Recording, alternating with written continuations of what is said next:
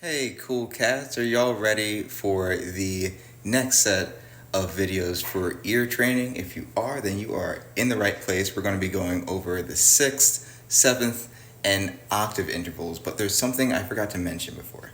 There are three ways to hear intervals. The first way to hear an interval is as a chord. This means that the notes are played simultaneously together. Let's say we had piano like this, and we had these two notes. Okay, this is a bit of a strange piano I got over here. And you had these two notes being played exactly at the same time. Here's an example. There's also melodic ascending, which means that you have two notes that are played next to each other, and the notes are going up. And then there's also melodic descending. And melodic descending is when you have two notes next to each other,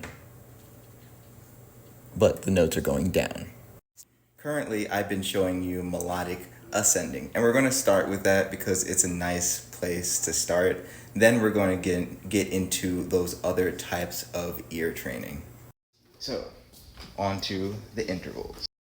An example of a major six is dashing through the snow. We have C going to A, and this is a major six. The interval from Do to T, or a major seventh, is difficult to find in popular music. However, you can many times find it in classical music, so today I'm going to show you a little reference that you can use that's not directly from a song. It's just simply Do, Ti, Do. I'm going to do it in a different key to help my range. Do, Do, Ti, Do. Many times in melodies, T wants to go up to Do.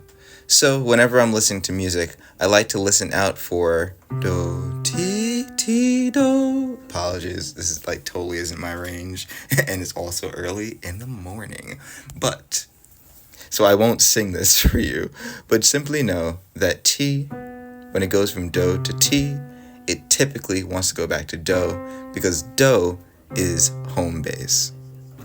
And our favorite octave, our favorite interval, the octave. The octave in music, I love this one because it's so harmonious. It sounds so beautiful, so open.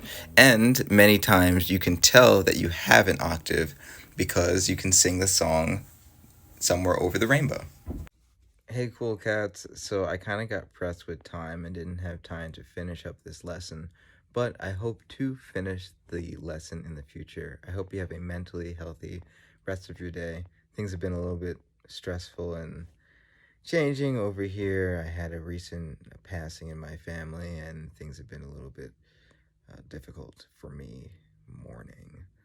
But nonetheless, it brings a smile to my face being able to make these little videos for y'all. So as I relax here in my bed, I hope you have a mentally healthy rest of your day. Be sure to relax, chillax when needed, and stay healthy, y'all. See you at the next video.